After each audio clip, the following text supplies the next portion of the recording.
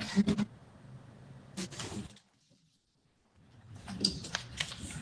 Okay, good afternoon, everyone. This is the June 4th, 2025 meeting of the Sacramento Housing and Development Commission. Madam Clerk, will you please call the roll? Chair Duncan? Vice Chair Ramos? Here. Commissioner Jansen? Here. Commissioner Jefferson? Here. Commissioner Nordstrom? Not here yet. Commissioner Nunley? Here. Commissioner Ross? Here. Commissioner Starks is not here. And Commissioner Wu. Present. We have a quorum. Okay. Are there any changes to the agenda today? There are not. So now we'll move on to the public comment section of the agenda. Madam Clerk, will you please read the public comment script? Persons wishing to address the commission on subjects not on the agenda but within the jurisdiction of the commission may do so at this time. The commission cannot discuss or take action on matters not on the agenda for this meeting. To speak on an agenda item, please fill out a speaker card and give it to the clerk. Speakers are limited to 3 minutes per item. And do we have any speakers today? And we have 4. Okay. So our first speaker is Brooke Miller Jacobs.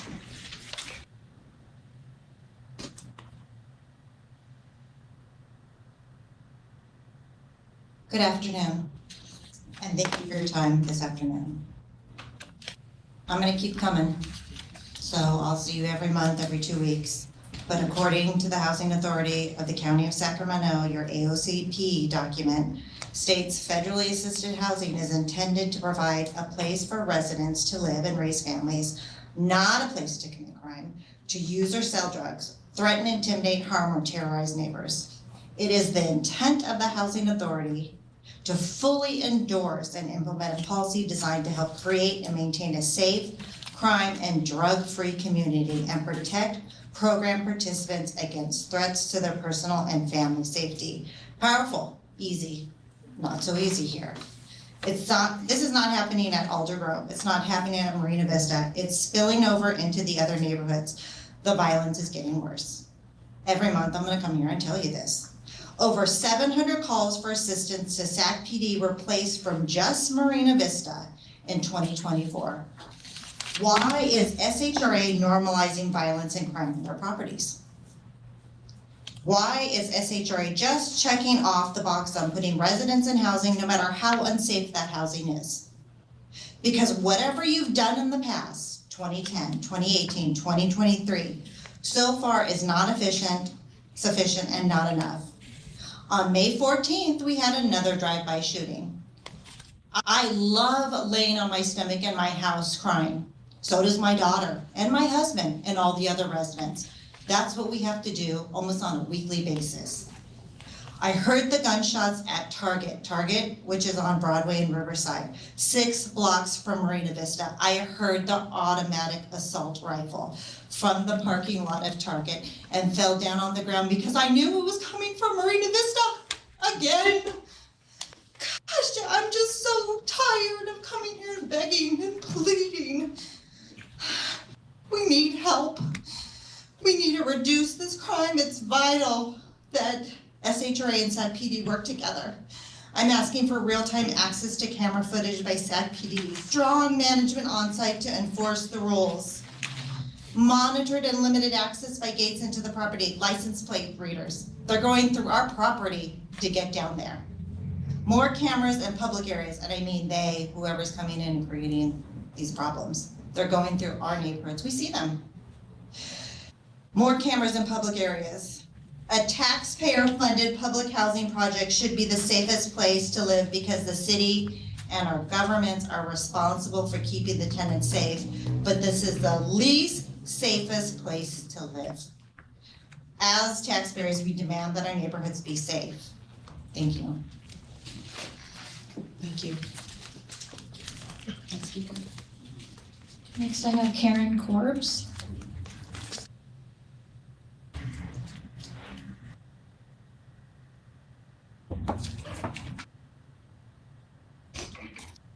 Hello again. Thank you for allowing me the opportunity to speak to you again today. I'm here once again to advocate for the urgent and necessary use of the public safety camera network in the Marina Vista and Alder Grove neighborhoods. As you're likely aware, shootings and police activity have become all too common in these communities. And it's affecting not just the residents there, but the surrounding neighborhoods as well, as you just heard. We hear the gunfire. We see the red and blue flashing lights and hear the sirens racing west on Broadway. Then we watch it unfold on the news. Since I have shared so much about the Public Safety Camera Network, I am going to branch out today. I want to raise two other key issues related to public safety. First, I recently learned about an ad hoc public safety committee that has been formed within SHRA. Apparently, it's already met. From what I understand, this committee was created because during SHRA commission meetings like this one, you are unable to respond directly to public comment. The goal of the subcommittee then was to allow for more meaningful public engagement. So I have some basic but important questions. How is the public made aware of these meetings? How can we attend? And how can we engage directly with the commissioners who sit on that committee? If this is truly a forum for public dialogue, then we need transparency and we need access. Second, completely switching gears, I want to talk about crime and accountability. We know that some of the individuals involved in criminal activity either live in SHRA housing or have direct ties to those who do. And based on SHRA policy, residents found in possession of firearms or involved in criminal activity are subject to eviction. So here's what I'd like each of you to consider.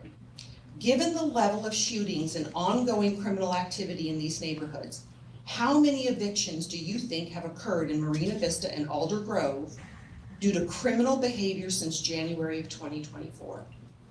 I just want you to take a moment. I know you're not going to be able to respond to me. I want you to think in your head, what do you think that number is of evictions that have taken place because of the criminal activity that has taken place in those neighborhoods? I know what it is because I did a public records request. At Marina Vista, there has been 1 eviction. 3 are pending. At Alder Grove, there has been 1 eviction. 0 are pending. That's been since January of 2024. So almost 18 months. Despite frequent police calls, despite the shootings, only 2 evictions since January of 2024 tied to crime. Does that surprise you? Because frankly, it shocks me. And if it doesn't surprise you, it should. I'll stop my comments there. Thank you. Brian Powers?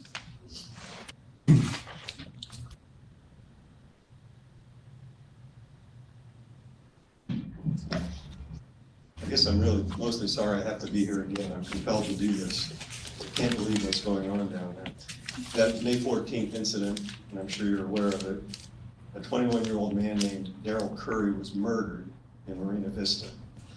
According to news reports, there were approximately 100 bullet casings found in the street, and 2 apartments were hit by gunfire.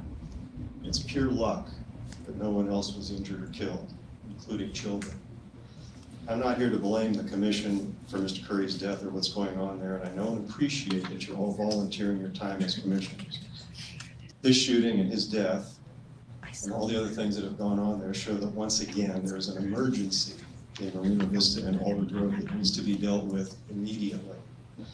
I couldn't find a way on the SHRA website to determine what the commission, its Safety and Security Committee, and SHRA staff are doing about these problems. Earlier this afternoon, I emailed Wilma Wilson to ask her what steps the Safety and Security Committee has taken in regard to Marina Vista and Alder Grove, and I await her response. But there are at least a few things that should be under investigation or should be in progress now. Who are the people doing the shootings? Who are the victims? Are they visitors to the developments or residents? What were they doing at the developments at the times of the shootings? Are these shootings related to drug sales? Is there a gang element within the developments that is causing or contributing to this problem? What efforts are being made with law enforcement to solve these problems? What efforts are being made to increase security at these developments? Has there been any outreach to Councilmember Pluckybaum and his staff? The staff report to you in detail on these shootings and the circumstances so that you'll know what's going on, what's really going on. These are only a few of the things that you and the staff should be asking and doing in order to find solutions. But the biggest question is, how much longer, how many more deaths, how many more injuries, and how many more neighbors are going to be terrorized by what's going on there? You've got to act now. Thank you. Thank you.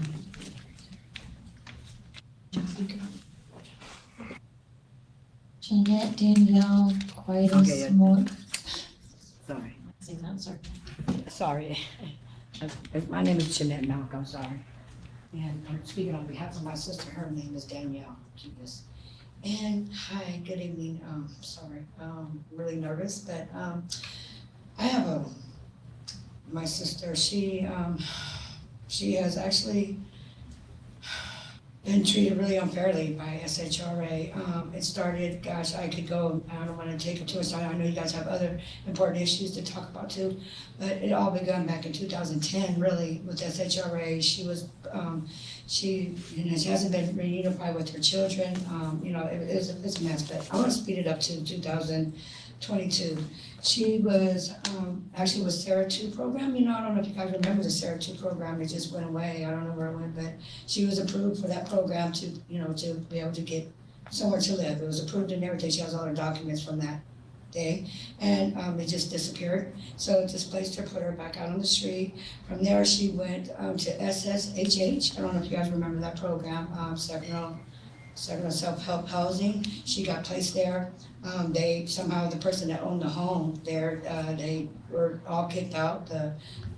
She was kicked out, my sister was kicked out, back on the street, suffered miscarriage in that process of that, waiting for somewhere else to, waiting for, somewhere to, be placed to live. And so from there she went to, gosh, I'm sorry, it's a lot. And basically she's been on the list for SHRA for, a voucher, and then here not too long ago, they took her off.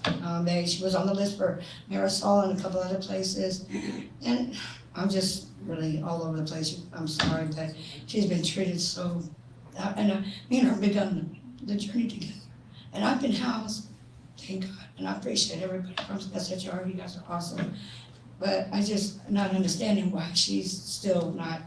And then we were treated really bad a couple of weeks ago at SHRA by, I forgot the person that saw us. We requested a face-to-face to talk to someone there to see why they took her off again, and just basically had nothing to tell her why.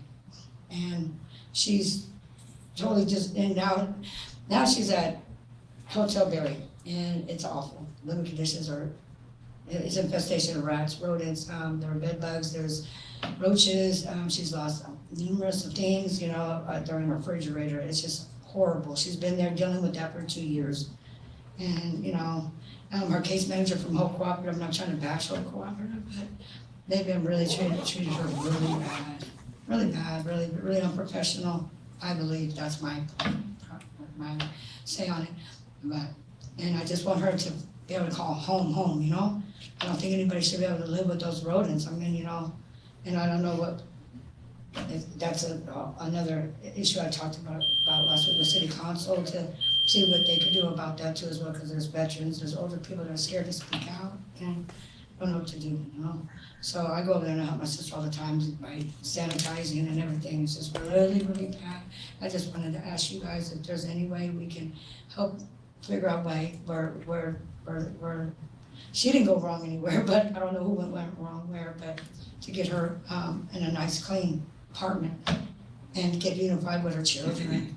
It's been many, many years, she can't have any visitors over there. It's unsanitary where she's placed at. And then her case manager actually told her it was gonna be a temporary, situation, and she was, fleeing from domestic violence as well. The perpetrator now knows where she lives there,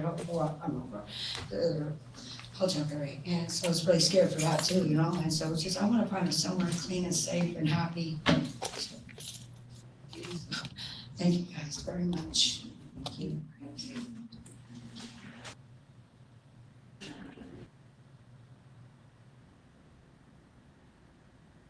Okay.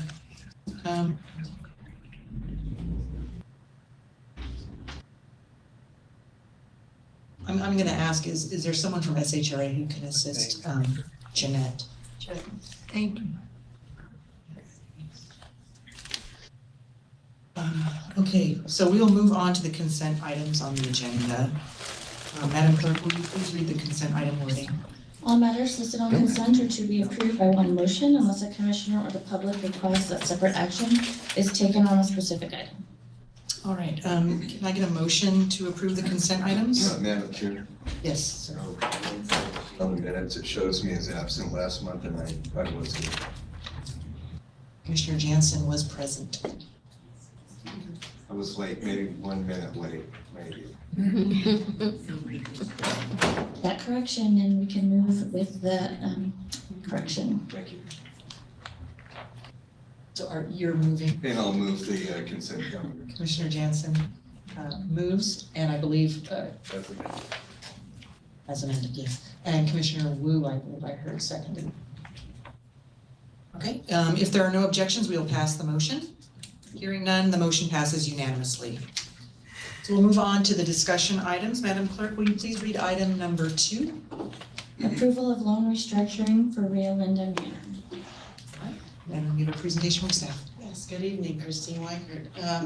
So in 2007, SHRA issued tax exempt bonds and provided a $1.8 million loan to Highland Property Development for the acquisition and rehabilitation of Rio Linda Manor. Staff is now recommending the terms of that loan must be restructured to ensure the continued financial viability of the project. As background, Rio Linda Manor is a 66-unit affordable senior development. All units are in a 3-story building and are 1 bedroom. With the exception of the manager's units, all are restricted to 50% and 60% of area median income. Since rehabilitation, the property rents have consistently been insufficient to cover operating expenses and loan payments. While the current rents of the 60% AMI unit is about $1,400, the property receives approximately $750 per unit. Numerous attempts have been made by the owner to lease the units at higher rents, but this has resulted in either the residents' inability to pay or the failure to lease vacant units. The location of the property and the conditions are likely contributing to the factors of the reduced rents. The current SHRA loan accrues interest at 4% annually, and therefore the current balance is now over $3 million. The owner has advanced over $350,000 of their own funds to the property's operations. To financially restructure the project, the owner has unsuccessfully submitted 3 applications for tax credits.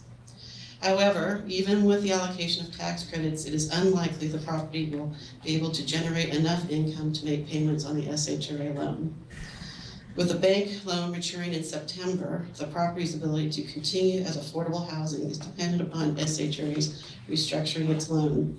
So staff is recommending eliminating the further accrual of interest on the loan and restructuring payments to residual, which means payments are only required to be made to the extent that there's available funds following the payment of the operating expenses and the senior bank debt. So that concludes my presentation, and I'm available to answer any questions you may have. All right. Commissioner Jansen. So, how long has this loan been in place? So we approved it in 2007, but it actually closed in 2010, so it's been 15 years, which is why the bank loan now is maturing with a 15-year loan due in September. So essentially, if I'm tracking this, the original loan plan and the expectation of revenue did not mature over that 15-year period as expected. The rents stayed too low and didn't achieve a higher anticipatory rate as expected, and we're essentially behind on it. That is correct. They're not able to receive the maximum rents that was originally underwritten at, yes. So the net effect of this restructuring would be to put it into a position where the principal could be paid, but we're not going to collect any interest. Is that what I heard? So right now, the loan is over $3 million. It is accrued interest for 15 years, right? Principal plus. We're not suggesting we forgive that interest that is already accrued over those 15 years. What we are recommending is the next 15 years, because it's a 30-year SHRA loan, for the next 15 years, it'd be 0% interest. So we don't continually, increase the balance of the loan. What kind of an impact does that have on anticipated revenues for the agency in terms of its overall budget? We do receive payments on many of our loans. Most of from our portfolio, if it's an affordable housing development like this, we typically do receive payments. However, most of our permanent supportive housing projects, our homeless projects, are structured just like this, that they're residual, so they only make payments when they can. I think with this project, it has become almost a permanent supportive housing project without some of the support. It's a very low income, almost, extremely low income property. A lot of seniors with a lot of disabilities are there, and they just don't have the income. So it is not really a permanent supportive housing project, but we're almost treating it like that because who's living there. Okay, and two more questions. One, would this likely impact, generate an expectation that, I believe this is headed to City of Sacramento next, right? To the city council, yes. Would they be expected to then backfill any kind of revenue? No. Okay. No. And then, do we have a precedent for doing this?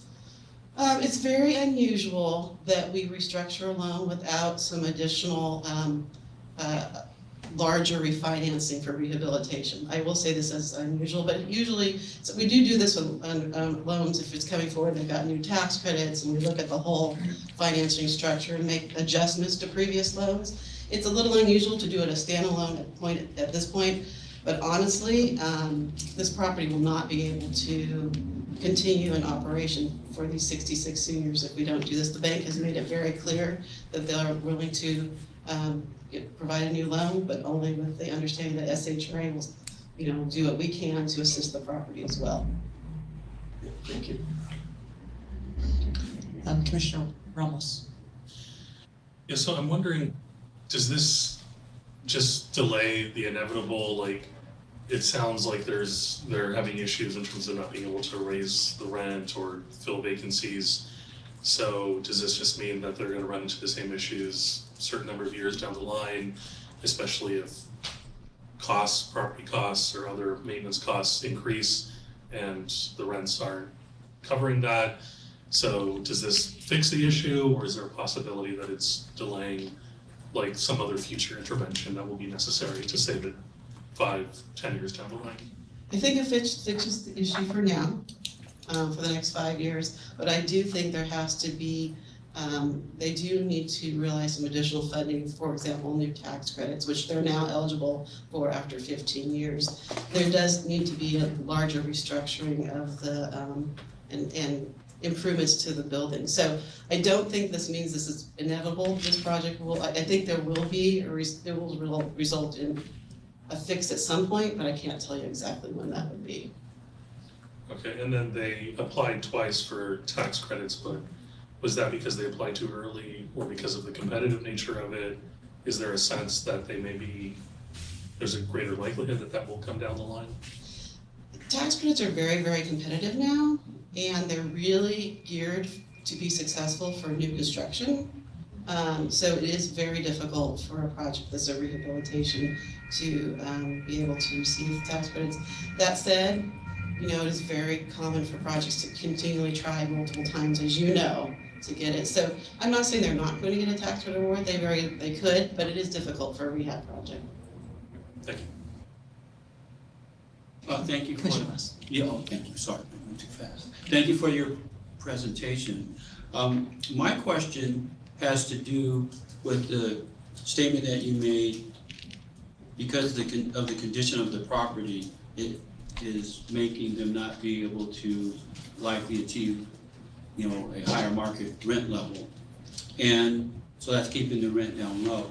So it kind of feeds in a little bit, my series of questions, a little bit what Commissioner Ramos was mentioning. So how can we make sure that the property actually does make improvements or and upkeep of the property so that people will want to move there? Because, yeah, that's my first question. Well, I guess to answer your, I guess, the first question is people are living there now. There's not a high vacancy rate, so people are moving there. It's a matter of what they can pay. And honestly, this location on Rio Linda Boulevard, no Del Paso Boulevard, and the fact that this is a building now that was built in 1970, so it's over 50 years old. It's the location. Market rents in that neighborhood are not that high. So we've gotten to a point where, well, our units are affordable at 60% AMI. You can get to the market rents being less than that, right? So the market rents in that neighborhood just aren't that high. And the property's older, right? And right now in Sacramento, honestly, there are a lot of options for, apartments. You can go, we've all seen developments, Right. Garden Fair Mall and all over, right? So I think, well, the property is older, that is a contributing factor, and the location is probably the main contributing factor. So what I think I'm hearing is that the rate that they're charging their rent at pretty much reflects the area at this point anyway, even though thought they were gonna be able to get a higher one, but it's reflecting the current market right now. It's reflecting the location. The location, that's what I mean. And who is, the residents that are willing to live in that location, in that building, they can afford the $750 on average, so Okay. it's a combination of things.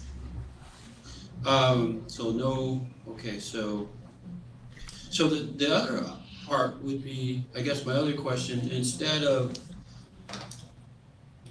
maybe some provisos in there that say that you have to do some, I guess my concern is for residents that are low income, they're all low income, but they're not able to, afford higher rents. Okay, got that. But it sounds like, I don't know what the property looks like per se, but it sounds like it's not in great condition. So I guess my concern is if we're going to extend, some support towards this provider, are they going to upkeep the property? And I guess I'll just hit my next one is, if it doesn't seem like they can there be another proviso in there that said, hey, after 5 years, because we're giving you, a gimme, I think, no interest rates for the next 15 years.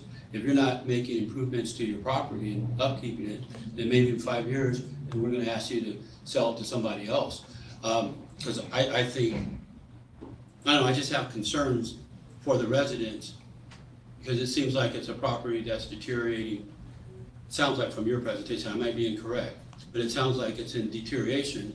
And so then to just say, oh, we're gonna, because we're gonna just let you operate with no interest, and if we're gonna do that, what are we gonna make them do to make it, a good living space for those residents, if it isn't? But that's kind of what I'm interpreting, inferring, I don't know if it's true, but maybe my inference is incorrect. Christine, can I chime in here for 1 second? So, SHRA in this context is, we have to remember we're the lender. There's a senior lender, in which has the first position on the deed of trust. So, the alternative to not taking an approach like this to where we're going to restructure the loan, the alternative would be that the senior note goes into default, they move in for foreclosure, we as a junior lender in second position get wiped out, and then all of our rights and claims to any outstanding loan balances would also be wiped out. So from SHRA as the lender's perspective, this is an alternative in which allows us to potentially recapture some of the funds that have been loaned to this project. And without it, the likely alternative would be the first lender foreclosing on the property and wiping our security interests out. Okay, I see, thank you. That's it for me, those are my questions. I think they're legit, but that seems to be an overriding concern. Let's get some of our money back, because otherwise, it's a real giveaway. Thank you. Any other questions or comments from commissioners? Yeah. Commissioner Starks. Thank you. You guys are recommending what? We restructure the loan to be zero interest from this point forward, and then become residual receipts, which means they pay us if there's cash available. And I should just add, we receive third-party audited financial statements, so we don't just take the developer's word that they can't pay us. We see what the accountant says, so. Would you say about 15 years? Yeah, it's a 30-year loan, and we're about halfway through that loan period now, so another 15 years. So a lot can happen in 15 years. Mhm. Okay, all right, I'm good, thanks. Any other questions or comments? All right, is there any public comment on this item? There are not. So then I will ask the commissioners for a motion to approve the report. So moved. Second. Moved by Commissioner Wu, seconded by Commissioner Starks. If there are no objections, we will pass the motion. Hearing none, the motion passes unanimously. Thank you. We'll move on to item number 3. Madam Clerk, will you please read the title? Public Housing Assessment System Subcommittee Update. And there's a report from the subcommittee chair. Yes, Commissioner Wu. got it. So this is the Public Housing Assessment System Subcommittee Report of June 4th, 2025. PHAS is the acronym that refers to the Public Housing Assessment System. The Housing Authority's public housing program is annually scored based on their financial, physical, and management assessments and their capital funds. The subcommittee members include Commissioners Darlene Nostrom and Sam Starks and myself. And our role is to get updates on the key deliverables and make sure that we are on track with the HUD deadlines and provide feedback to the staff. Earlier this year, HUD entered into recovery agreements with the Housing Authority related to their PHAS scores for both city and county. You should have received an email with a copy of these documents that outline specific deliverables by specific target dates. At our subcommittee meetings, we receive status of the key deliverables, and there are 4 of them: occupancy rates, tenant account receivables, physical inspections, and financial report. The HUD standard for occupancy rates is 95.5%. As of May this year, city properties are at 92% and county properties are at 95%. Tenant account receivables, HUD standard for the rent collection is 97.5%. As of May, city properties are at 82% and county are at 85%. Of the residents that owe us funds, many residents are on a payment plan. Physical inspections, the HUD passing rate is 60% or higher. 5 communities had Inspire inspections in April and awaiting final scores. Lastly, the financial report, we are on target to submit the 2024 audit by September 30th deadline. That's it. Thank you. Okay, any questions or comments from commissioners? Commissioner Jansen. If I understood what you said, the HUD requirements for revenue collection is hovering around 97%. 97.5%. That seems extraordinarily high for the given audience that inherently has revenue issues potentially, which puts them in the program. Okay, but what do you want? Well, I'm just What do you do curious. about it? I'm just an observation, it seems, is that a standard that has increased over the years, or do you have any feedback about why HUD comes in with such a high requirement? Staff.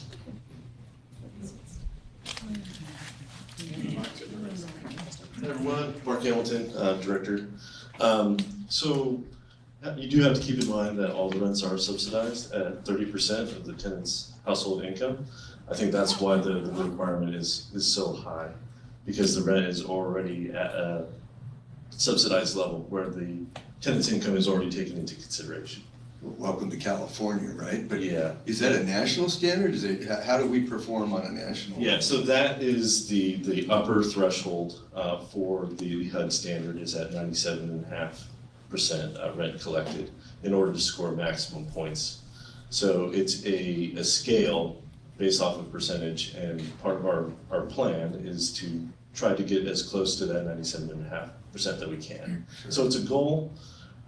It's an ambitious one that the Housing Authority is aware of, but those are the where we've kind of set our sights to kind of aim as close as possible. Has our percentage, how has our percentage trended off the top of your head, if you know this over, say, a 10-year period? Yeah, so pre-pandemic, we averaged about 96% collected. We had a substantial dip through the COVID-19 pandemic, and we're on the road to recovery now. A lot of factors kind of led to that. There were a lot of eviction moratoriums and other enforcement means that we didn't have access through or to during the coronavirus pandemic that we do have available now. And we're also reaching out and expanding with tenant payment agreements and things like that to help families catch up without, demanding the full repayment of the rent all at once. Thank you. You're welcome.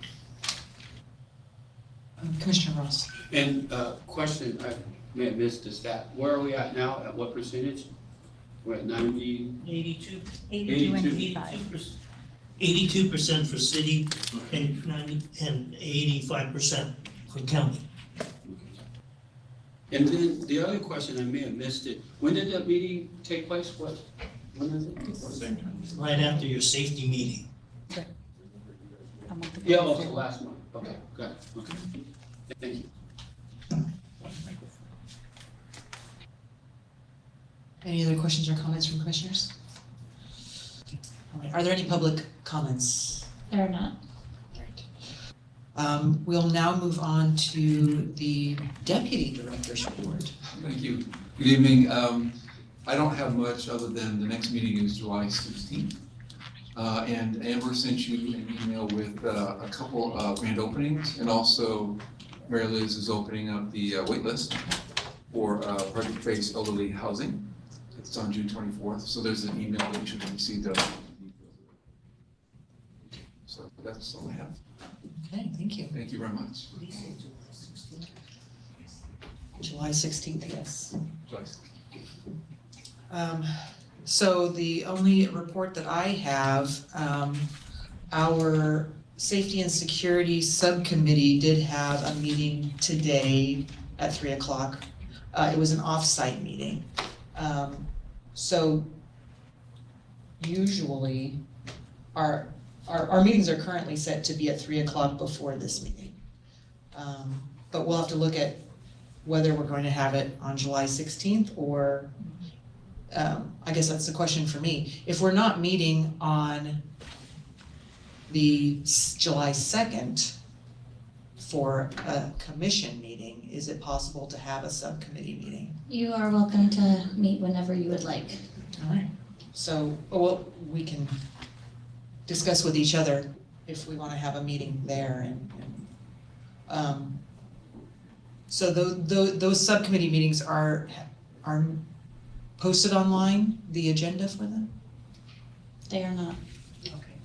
Is it possible to post them online so people know? I can look into that. Okay. Because we do want to have opportunities for the public to come and speak to us directly at those subcommittee meetings, instead of just hearing about our reports after the fact. Madam Chair, may I make a comment on that? Commissioner Jensen. Would it be worth, and you may have discussed this, so pardon, I'm not a member of that subcommittee, but is it a possibility to have that subcommittee as a standing update at this meeting each month? So there's an opportunity for people to hear at least what the latest is and what's going on. Because I can understand the frustration that's being expressed. And many of those subcommittee meetings, if not most of them, are more of a staff level discussion versus a public meeting. They're intended for, that discussion at a staff level, but it'd be great to have some kind of update if that's appropriate. Is that a possibility to put on the agenda to have a standing? Yes, just like the FAS meetings, we will report back at the commission meetings. And can we do those reports directly? So if we had a meeting today, give a report during this meeting? That's something I would have to talk to Lachelle about, would be her decision. Okay. You know, sorry, China,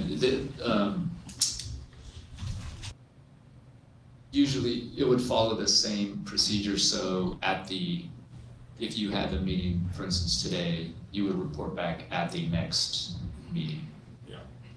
Not the concurrent meeting. Meeting in a month. Or in 2 weeks, it just depends on if there's a meeting scheduled for 2 weeks, or if that next meeting is going to be skipped because there's no business, then it would be the next month, yeah. Commissioner Ramos. Yes, I think it would make best sense to have a recurring agenda item, even if it's not specifically for the reporting out from the committee, because part of the challenge is we've had these members of the public coming every meeting, but because of the nature of it that they're commenting under the general public comment, we can't engage with them. And I know part of the requirement around having something agendized is so that the public in general is aware and has notice and can participate. We know who's coming consistently. We know it's not a surprise, but it makes me feel like our hands are tied, that we can't respond. And from the things that the three speakers brought up today, there were some good questions or things that were brought up, and it feels difficult to not be able to say, thanks for raising that. Maybe we should respond or ask staff about that, or give general direction hey, subcommittee, or can the safety committee look at that? And so I'd rather just ensure that the process isn't getting in the way of being able to engage. So I mean, it's going to continue to be brought up at this meeting. So why not just have it as an ongoing agenda item so that those speakers can speak on that item, and we can then engage with them without having to have our hands tied so that we can't engage with them if there are any updates, or we do want to ask a question about some latest development that they're bringing up or whatever. So I think that would be my preference. So the difficulty with making it an ongoing agenda item is that under the Brown Act, the agenda item has to be an item, any business or discussion item has to be agendized with some level of specificity. So if your plan is, if you would want to have a standing item and it's just labeled, I don't know, safety committee, subcommittee update, and there was no meeting, then there really is no update. And so the purpose of the public comment for items not on the agenda is to allow the public to speak at those meetings in which, there was no subcommittee meeting to report out from in this particular instance. So we can take a look at that, but there may be some difficulties with respect to meeting the agenda and notice requirements under the Brown Act. Because again, the point of the Brown Act is to adequately inform the public of what types of things are going to be discussed. So for instance, if you just have an item on there that says safety report, and you get into certain topics that are not listed on there, members of the public would have a valid complaint of saying, well, I didn't know they were going to discuss this particular item. If I would have known that, if it was on the agenda, then I would have shown up. And so that is the reason why the Brown Act has these somewhat confined parameters. It's so that both you as the commission don't get caught up in the fact that the public can claim that you didn't provide them notice for, the number of items or the issues that may come up if you just leave it so open that any item could come up, and then the public could say, well, if I would have known, I would have shown up. right? So we can look at it, but I think there may be some difficulties around that if you wanna have a standing one, especially when a subcommittee meeting hasn't occurred immediately prior to that, right? So if you've had an update on the subcommittee meeting that was held today, and then you have another update before another subcommittee meeting occurs, then again, it would be hard to kind of specify exactly the items that would be discussed. So we can look at it, but. Yeah, and I appreciate that. Hopefully we can think creatively about how to best facilitate the discussion and dialogue at this meeting, because I think there's a desire for that to occur. So maybe there's an item, maybe there can be an agenda item that isn't too constrained by just being about an update from the committee. Maybe it's specifically Marina Vista, Aldergrove safety discussion or something, I don't know. So what I would say is, with respect to the public comment for items not on the agenda, so for instance, the ones today, I think my expectation would be is that the members of the subcommittee hear what the public is saying, and then when the subcommittee meets next, they would have those comments in mind and address them at that meeting, and then the report comes out, and then when the public shows up again and makes additional comments, then those comments again get evaluated by the subcommittee at its next subcommittee meeting. So that's where you're saying the interaction in terms of addressing their comments would initially start. Because if you have the agenda item and you're allowing them to speak, it's if any business is going to be discussed because of that agenda item. Let's say, for instance, the discussion of fencing, and then the commission decides, oh well, yeah, we want staff to look into actually providing this fencing and what it will cost and whatever. If that's not actually agendized, then that business decision conducted by the commission could run into some challenges under the Brown Act, because members of the public could say, oh, I didn't know they were going to talk about fencing. Or making business-related decisions with respect to fencing. So again, I think we can look at it, but my recommendation would be for the commission to take the public comments that are given for non-agendized items, have the subcommittee evaluate those, discuss those, report back, and have that be the process. Because I think that if you do it another way, you're going to be walking a fine line in terms of staying within the bounds of the purpose of the Brown Act. Madam Chair, it turns the commission meeting into a subcommittee meeting, with all due respect. And that's, we're circumventing the Brown Act, killing the letter, the spirit and the letter of the thing. With all due respect, I think given what we're hearing from council, the idea of having a subcommittee is for that group of people to go deep on an issue so that we could have that specificity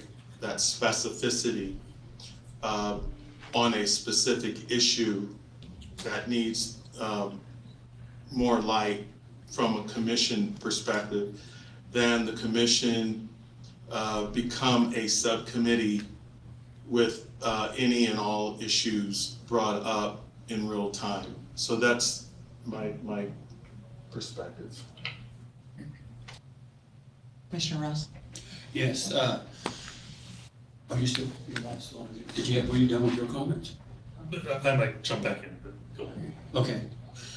So I want to thank and encourage everyone to continue to attend the meetings and make the comments. I think they are valuable. So I appreciate that, and I appreciate the interaction. I'd also hope that we could also get, it's up to them, but, residents that surround the locations of Attention, Marina Vista, and Alder Grove, but also residents that live there to be at the meeting and to come in. So I know there's encouragement for that, but we'd also like to hear from them. Many folks are being impacted internally, externally, so to speak, from the residents. I also concur with the other commissioners that I think the safety and security subcommittee meeting should be a regularly agendized item. I think the matter of urgency of what we're talking about and hearing from voices creates very much, well, could create a delay in actions and reporting. And I think it's of the highest importance of this agency that the public know what we're doing and that there's actions taking place either by the agency itself or by the commissioners. And I think the process is delayed. So I do have some recommendations of some standing items, and I think we can have some specificity. One meaning a status of improvements. That could just be one. Numbers of incidences that are occurring. That could be something. We can report on that. That includes some of the things that we can speak on, because we did have a meeting today and there was some relevant content and I think some forward movement that was taking place that would be of interest to the public. That's one of the things that I mention all the time, is I think this is a fantastic agency that does some excellent work. I do think it would be prudent to be able to get any and all information out there and as much public awareness and notification as possible, because we're getting hit as if we're not doing anything. I know you all are doing stuff. I think that's extremely important. So those are, let me see if I have some other comments that I wrote down. Yeah, I just think there's a way to do it. Oh, I know what it is. And I'm surprised, and I think it's absolutely necessary that these subcommittees be published. I just assumed that the public knew about it. So that should be an automatic. And I don't think it should require any deliberation, because when I just finished the ethics training, and ethics training says that we should be as public, according to the Brown Act, to allow people to be aware of the work and discussions that we're having. And so I guess my question is, why isn't it? But if it isn't, let's do it. I think there's great work happening here, and I think there's great work happening with the committee since it's been stood up by the staff and by the committee. I think everyone should know about it. It will be helpful for cohesion, reciprocity, what do you call it, reconciliation, all that kind of good stuff that those who want to fight for justice, and I know we do, advocate for. So thank you. So before we carry on any further, I just want to reiterate that this discussion is arising out of the chair's report. And so just before we get too deep into the weeds, I want to remind us that this is not actually, the discussion of what to do is actually not an agendized item as well. So I don't want to get too deep into a discussion about this because that specific discussion also wasn't agendized. So I just want to throw that out there. Commissioner Ramos. Okay, so this begs the question, what is the process to agendize something? Is it purely staff that decides? Can the commission, by consensus or something, direct that an item be added to the agenda? So generally, it would be commissioner or the commissioners, obviously not together because the Brown Act prohibits their discussions outside of a public meeting, but a commissioner or the chair or some set of commissioners individually raising certain items to the executive director and working with her in order to agendize certain items. But does the executive director have the final say to say no if it's requested by the commission or commissioners individually? I'm not the executive director, so I can't give you that. I mean, I can't give you that. Well, I would just say, so I agree with the comments around providing, noticing the agenda for the committee. You know, I am individually requesting that we have some kind of ongoing agenda item, even if when it's not a subcommittee report or committee report out. Folks may disagree with that, but I would rather be less constrained in our ability to engage with the public when they're at this meeting. And I know every member of the commission is not on the committee, so maybe it provides an opportunity to like hear from the commissioners in an unrestrained way, and then the committee can discuss their feedback. So I just want to go on the record with that.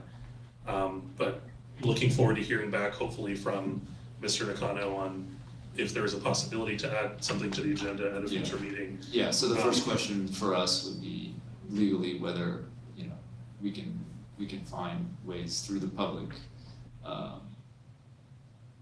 meetings laws allow a general discussion to be agendized. So I'll definitely look into that. Thank you. And then lastly, somewhat unrelated, but I just wanted to ask, so we have 2 commission vacancies. Do we know when those are going to be filled? Because I think I saw the postings of those, but I think we have every current commissioner present. Can you give an update? But I wanted to inquire if we knew when those. So the county has had it open. We do not have any applications. The city for Commissioner Manfor's seat, we received some applications and it's going to the PPE meeting with the city, I think June 15th or 15th, I believe.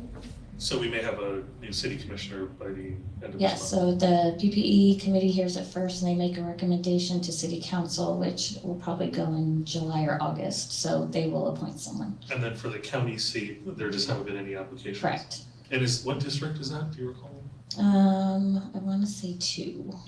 Okay, so we might encourage anyone we know who would be a good addition in District 2. That's Kennedy's seat, right? Let me Yeah. All right. Just been curious.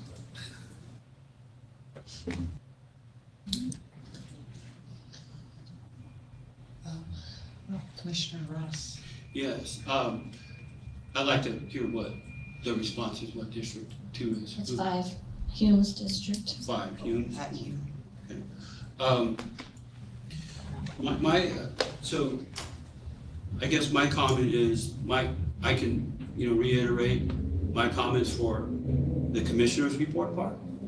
So your comment was it was the executive director's part and that we were getting into some things that we shouldn't be getting into. So I could reiterate mine during the commissioner's response part. But I do think we have some things relevant to say.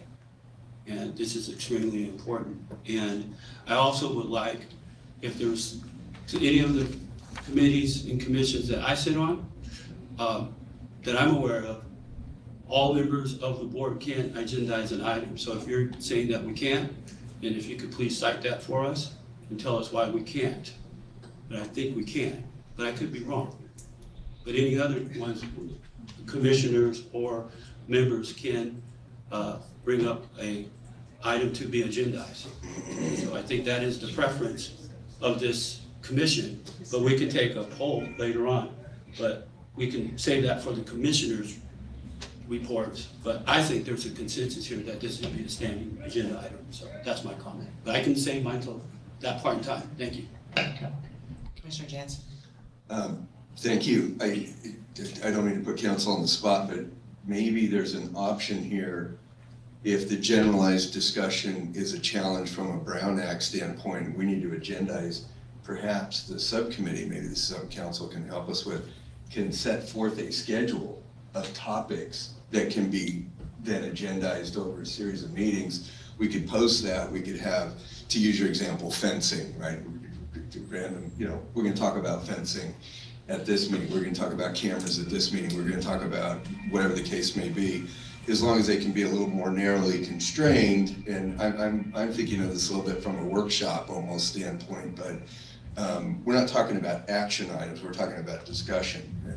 Just a thought there. Well, so, I mean, I have a couple of thoughts. One is that we have to remember what the purpose of these commission meetings are. And that, again, that's not to discount what it is you're recommending. However, I think that what you're also recommending would come from the discussions that the subcommittee had during their meeting. So during the report back, they could list the specificities that they wanted to, if fencing came up, something like that came up. I mean, those are just my off the cuff comments. Again, the purpose of the subcommittee is to take the deeper dive. The purpose of the commission is to conduct business that is pertinent at that moment. And I'm not at all discounting the fact that safety is not a business item that is pertinent or relevant. It's just that, again, without specificity, I think it would be difficult, and that's all I'm saying.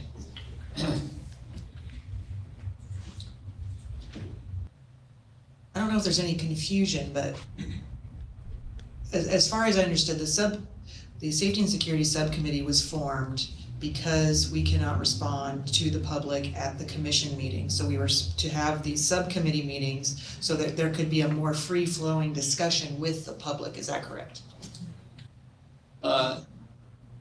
That could have been one purpose. The main purpose of the subcommittee is because any business conducted with more than, with a majority of commissioners or more than a majority of commissioners has to fall under the Brown Act public meetings. And as a result, it would be very difficult to have a free-flowing working condition committee if you had to agendize the topics that were going to be discussed during that meeting. So for instance, I don't know what discussions were had today at your subcommittee. I don't know if all of them could have been agendized. I don't know if anything just came up that you guys started to get into, but that would not be allowed under the Brown Act unless you could agendize those specific items with some level of specificity. So the Brown Act essentially would be very constraining on the operation of having the commissioners meet to discuss the safety goals and needs for the agency.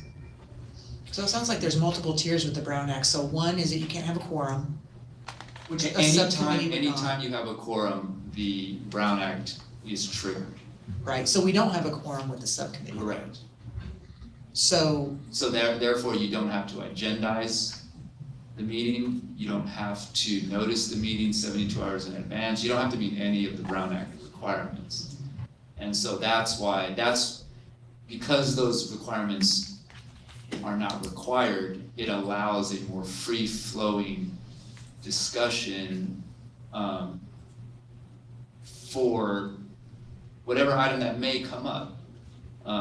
Because again, you have to agendize 72 hours in advance, so that could be somewhat constricting to the operation of discussion and perhaps business. So are you saying that if we want to make a public post that we're going to have a subcommittee meeting, which would not have to abide by the Brown Act, just by merely posting it, we would have to have items to agendize? No. Once a majority of commissioners participate in the discussion, you would then be triggering the Brown Act. Yeah, but we're not gonna have that situation, just the Correct. four of us. Correct.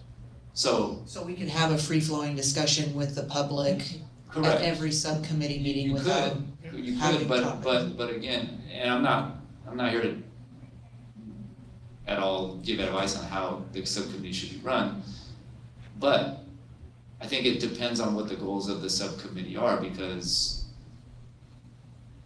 there are times that if the public is involved in all of the discussions, the meeting could end up being hours long, which I don't know if the subcommittee and its members have that flexibility in their schedule. So again, it's the subcommittees, the subcommittee can have this discussion with our staff. But no, there's no agendized requirements. But the point of the subcommittee is generally the point of a subcommittee is to, as Commissioner Stark said, take a deeper dive, get specific details from staff. There may be some details, if the public is there, that staff would not be able to share because of privacy laws. If you wanted specifics on individuals, things like that. So there are those constraints as well, in which if it's just the subcommittee made up of commissioners, that information is a little bit more, is less restricted by disclosure under the Privacy Act. So if the subcommittee came back with, say, recommendations on fencing and shared camera usage, that would be a more appropriate agendized item to get public input in this commission. Correct. On those two things with specific recommendations. And what it could do is during the subcommittee meeting, you could flush out issues that actually would be non-starters, such as, unfortunately, the camera access. Under the privacy laws, that is a non-starter. So. I would have to disagree. We had a whole subcommittee meeting about this and how it's not a non-starter at all, so I would have to respectfully disagree with you. Well, for any cameras that are owned by SHRA that reside on SHRA property, we are constricted by the privacy laws, and we cannot provide real-time access without specific warrants or things of that nature. I spoke with HUD directly, and they told me that SHRA and SACPD could enter into a memorandum of understanding in order to bypass having to go. We can get a judge's court order to have instant access, and SHRA could take part in the FUSIS system, so I respectfully disagree with what you're saying. Madam Chair and Council, point of order. I'm ready to go. Point of order. This is not an agendized point of discussion. Let's make the final comments so that we can go about our business. With all due respect. It's just very frustrating that we get very conflicting information from different parties of SHRA. Thank you. Okay, let's point of order. Commissioner Ramos? Just to be clear, so with the subcommittee not required to have it so that the public comes and participates, but the subcommittee can allow for that, but is not constrained to do a formal public comment. So it could just be kind of an informal discussion, and the subcommittee itself could just be like we don't have to, everyone gets 2 minutes or something. It's, so we can kind of make it as there's nothing prohibiting us from inviting the public. And it's not a formal agendized public comment. It could just be, just join our discussion here at 3 p.m. before a meeting. It's just a question of whether the subcommittee decides to do that, right? So, okay, so we can decide. Perfect, thank you. Any other reports from commissioners? I'm done with my report. Oh, I do have a report. Yeah, Commissioner Ramos. All right, so I'm just gonna have this comment. So I enjoyed the discussion here. I think it's nice and robust. I think there are some differences. We had Real B, and will show up in the minutes next time. So my one comment is basically I confirm what Commissioner President Duncan, Chair Duncan has stated, so I would like that to be on the record for my thoughts that we need clear clarification and understanding between this commission body and the staff on what's required and what's not, because we're hearing something very different from what you're saying, General Counsel Nakano. Number two is I have been in other board meetings through the county, and we have a start and end time. So I would think it would be the privilege of the chair to have whatever comments and not to be worried about meetings going over time, that they could say we're gonna have a meeting from 3 to 4, and then any further discussion that ends, impedes on the 4 o'clock end time, we'll have to pick that up at our next meeting. So that is possible to do. And my third comment is, I think that safety and specificity is of the highest concern of business for this body here, of the highest concern, because without it, it jeopardizes the integrity and the legitimacy of this agency that does excellent work. The public funds us and asks us to do certain things, and we're getting hit with a bad image, and we're not able to concretely, succinctly, and very detailed put out the great work that's happening here, I think, on this particular issue. So I suggest that we do all that we can to agendize and put the constraints that we need so it doesn't go overboard, and move forward with the concerns of this commission and the public and the electeds that appoint us here. Thank you. Commissioner Jansen. I just want to further endorse Commissioner Ross's comments. The public safety is a very critical issue. I certainly appreciate the comments from the tenants. When I'm listening to your comments, I think about if this were happening in my neighborhood, how would I feel? And I'd be standing here as well. So I realize this is a challenging issue for us, despite the priority. And when we're talking about Brown Act and public safety and the role of the commission and the agency and so on and so forth, there's a lot of moving parts here. So thank you for keep coming. Hopefully we're able to get a little more engagement, direct engagement with you and other tenants, and appreciate the thoughts of council and other agency staff on how to best move forward as well. And I would also just like to add my frustration along with the chairperson to the fact that conflicting information has been shared. It's very difficult to understand where SHRA stands and as far as the safety and security. So I'm sure it'll be on the next agenda where we can talk about that. But I'm extremely frustrated over conflicting statements, so yeah. Any other commissioner reports? Good. So since there's no other business, I will adjourn this meeting. Thank you.